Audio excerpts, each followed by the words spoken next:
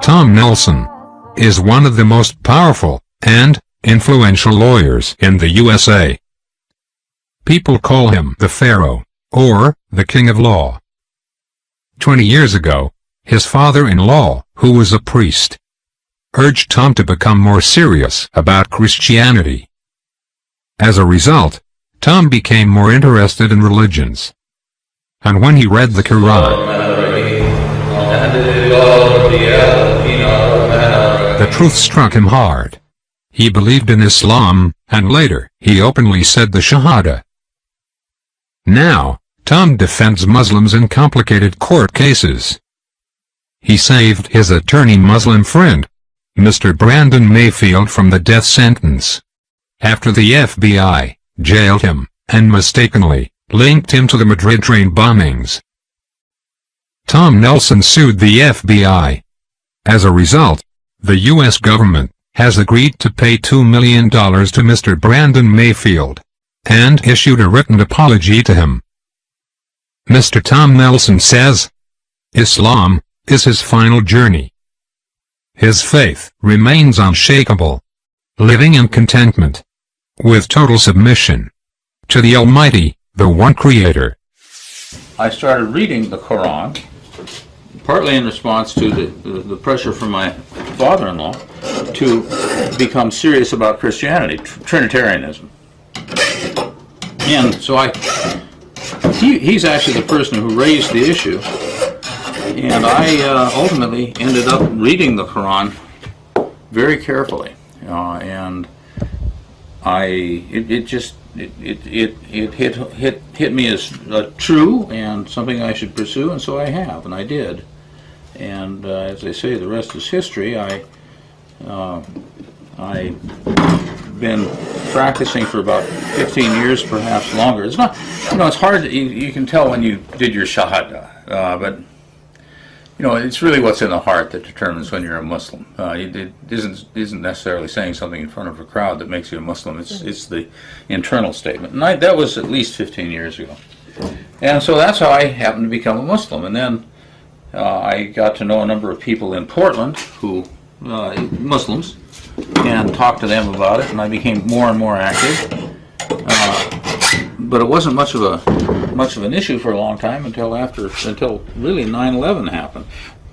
And so I then got a lot of requests from a lot of people I hadn't known before, who wanted to know legally what Muslims should do when faced with issues like when the FBI knocks on your door, how do you deal with them?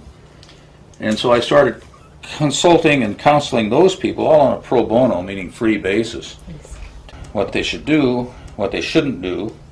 I really became active in the government's, quote, war on terror, which is really, in my opinion, a war on Islam. In 2004, when a local Oregon attorney, Portland attorney by the name of Brandon Mayfield, who himself was a Muslim, and whom I had known for a number of years, I'd counseled him in becoming a lawyer, because I was about 20 years senior to him, got arrested for being involved in the Spanish train bombing of, what was it, spring of 2004, I'm not sure what month. The upshot of that was the FBI had, after totally claiming to the world that Mr. Mayfield was guilty, the Spanish authorities proved conclusively that the link between the bombing and Mr. Mayfield was fabricated and wrong. It was a false reading of a fingerprint, and Mr. Mayfield was freed.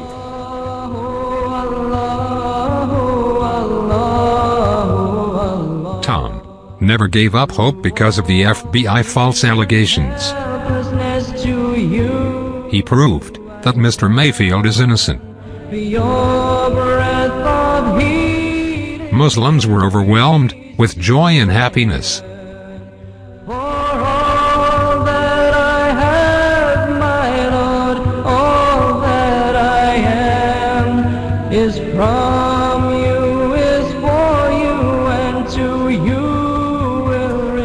Well, during the course of my representation of Mr. Mayfield, I got some national notoriety. The national press turned to me to respond to questions they had about Mr. Mayfield, because I had been his criminal attorney, and I still am, to some one degree or another, his civil attorney. So I accommodated them and responded and got on the national networks, Keith Olbermann and all the usual suspects, liberal media. And at that point, several attorneys in Washington, D.C. saw me talking about defending Muslims in Oregon, and they had a problem with the government in relation to Al Haramain Islamic Foundation, which was a charity down in southern Oregon that had been raided and ultimately designated by the U.S. government, and two of its directors indicted. And I got involved in that case, and that's where it really began. So it's been kind of an evolving story. The question is, what's the difference between Christianity and Islam? And it boils down primarily to the oneness of God versus the Trinitarian approach. In addition, of course, Islam has a lot of, it has the Quran as the last revelation of God, and it provides instruction, guidance, and those sorts of things. But Islam is really an extension of both Judaism and Christianity, except that it got back on the Unitarian nature of God, the oneness of God. God has no partners. God has no equals. After the Christians went off onto that tangent 4 centuries after Jesus died, it's important to remember that the early Christians didn't believe that Jesus was the Son of God. It was debated. If you read the Bible pretty carefully, he said he is the Son of Man, not the Son of God. At least many references in the Bible. But later theologians took the idea and made him into the Son of God. Other differences include organizational structure. Many churches, certainly the Catholic Church and even a lot of Protestant churches have a very hierarchical structure, whereas Islam generally doesn't. Why did you decide to live in the mountain?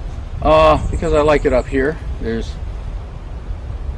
Compared to living in a city, it's quiet, it's restful, you can think about a lot of very important things. You don't have any noise, I have no neighbors, and I figured rather than living somewhere I didn't want to be or didn't enjoy, I'd rather live here. What I'm doing now is, it's early September, I'm getting ready for winter. And if you look down there, you'll see a woodshed full of wood. The wood that's not in the shed outside there is the wood that I gathered yesterday. And I'm going to have to chop it up in a week or two. And that's great exercise. His great status as an attorney would not stop him to engage in all aspects of country living, including fixing many things with his own hands. Now let's see if I can shave with it. Not quite, but close. Close enough. Now I'm going to go test it and see how good it really is on the wood. The reason I came here was to put an edge on that, so see if I can't chop the wood a little bit better than what I had been doing. MashaAllah, working great.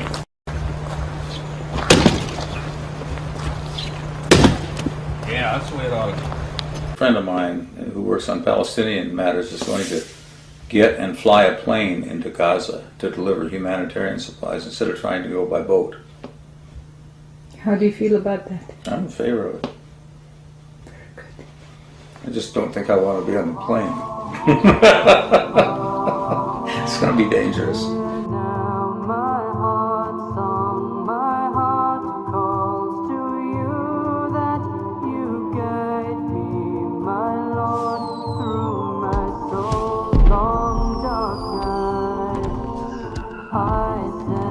my heart.